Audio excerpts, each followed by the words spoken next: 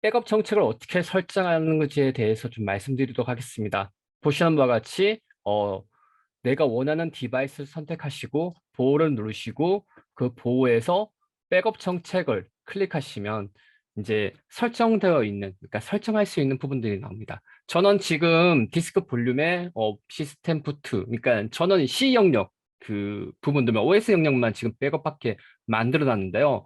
샘플 하나 보여드리겠습니다. 계획 추가해서 새로운 계획을 생성하셔도 되고 기존 계획에 만들어져 있는 부분들을 생성하셔도 됩니다. 그래서 이 부분들 같은 경우는 추가적인 계획을 만드셔도 됩니다. 그래서 보통은 이제 백업 계획이라고 해서 전체적인 보호 계획을 하나 생성하실 수 있어요. 그래서 학습센터에서 보면 어떻게 만드는지 나와 있는데요. 보시는 바와 같이 내가 원하는 디스크 볼륨을 할 것인지 아니면 파일 폴더를 할 것인지 선택을 하는데요. 저 같은 경우는 보통 이제 OS의 디스크에 대한 부분들을 먼저 보호하게 하고 있습니다. 그러니까 전체 데이터를 보호할 수도 있고요. 전체 데이터를 보호하고 싶으시면 전체 머신을 하시면 되고요. 아니면 나는 그러니까 OS 영역만 그러니까 보호하고 싶다 하시면 OS 영역만 선택을 하시면 보시는 바와 같이 백업할 항목에 대한 부분들이 나오게 되어 있습니다. 그래서 보통은 부트와 시스템 아니면 C 영역 이런 식으로 그러니까 선택을 하실 수 있는 부분들이죠. 지금은 여기서는 그러니까 저는 전체 디스크, 전체 머신에 대한 부분들을 전체 저 노트북에 대해 있는 부분들을 이제 보호할 계획입니다. 그리고 백업 위치는 어디에 할 것인지 해서 클라우드 스토리지에 할 것인지 아니면 별도의 로컬 폴더로 할 것인지 아니면 네트워크 폴더로 할 것인지 아니면 NFS 폴더 이런 부분들을 별도의 나스가 있으시면 선택을 하실 수가 있습니다. 그리고 왜 보존 기간 같은 경우는 아주 중요한 부분들이죠.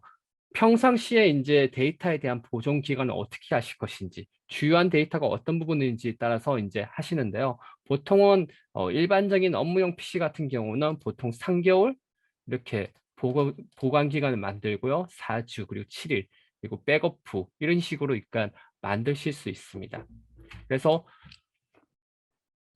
완료를 하시고 그리고 비밀번호 지정은 당연히니까 풀어주시고요. 어플리케이션에 대한 백업 이런 부분들은 지금 사용하지 않으시기 때문에 안 하셔도 되고요.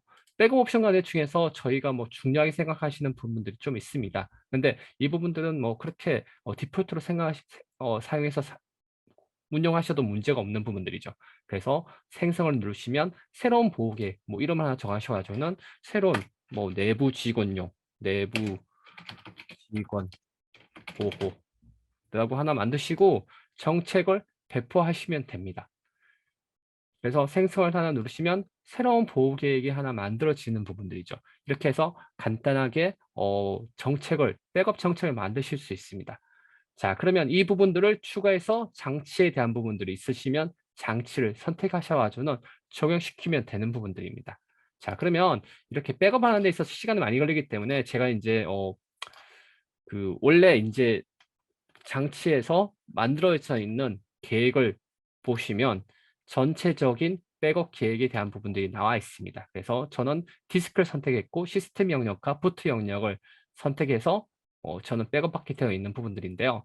자, 이 부분에 대해서 이제 복구를 어떻게 하실 거냐. 이 부분들이 좀 중요한 부분들이죠. 결국 제가 여기서 복구에 대한 부분들을 누르면 내가 원하는 부분으로 복구를 하실 수 있습니다. 자, 그럼 복구하는 데 있어서 전체 머신을 할 것인지, 전체 머신을 한다고 하면 내가 실제 머신을 내 디스크에다가 복구를 하실 수도 있고요. 아니면 가상 머신에다가 복구를 하실 수가 있습니다. 자, 그런 식으로 하실 수 있고요. VM으로 실행해서 VM으로 그러니까 복구하실 수 있는 방법이 있죠.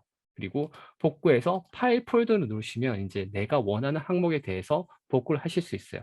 내가 3월 22일 날 화요일 날 12시 53분에 이제 백업받은 데이터에 대해서 복구를 하고 싶으시다. 그러면 제가 다운로드 받은 그러니까 유저에서 제가 다운로드 받은 게 있을 것입니다. KR 데이터 테스트에서 지금 여러 가지 문서들이 있을 것이죠.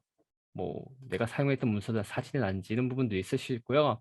그리고 시작 메뉴가 있으실 거고 그 외에 다른 부분들이 있을 겁니다. 그래서 다운로드를 누르면 다양한 그러니까 컴포넌트들을 제가 다운로드 받은 것을 보실 수 있습니다. 그래서 내가 원하는 오피스에 대한 부분들 이 세 개의 항목들을 제가 복구를 하시겠다 하면 복구에 대한 부분들 눌러서 어디에 복구할 것인지에 대한 부분들을 선택하시면 됩니다. 그래서 복구 위치를 하시고 자 그러면 내가 복구 위치, 사용자 정의 위치에 저는 복구를 하고 싶으십니다.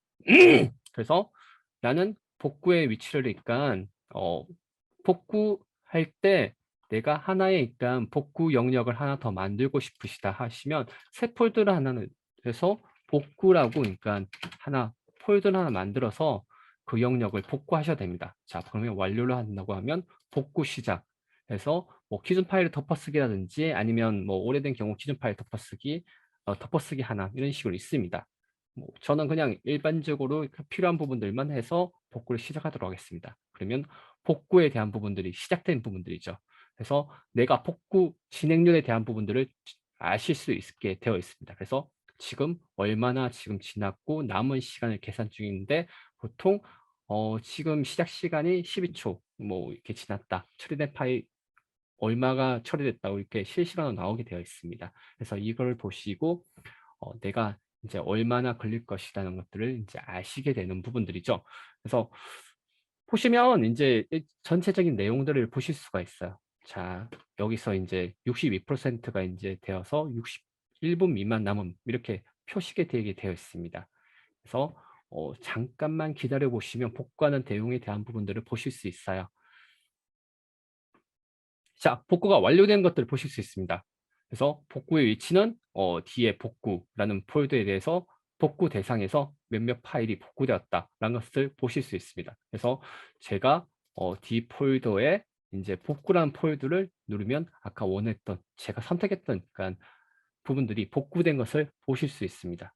자, 이렇게 간편하게 복구하실 수도 있고 전체적으로 이미지에 대한 부분들을 복구하실 수 있습니다. 이런 부분들은 다음에 하도록 하겠습니다.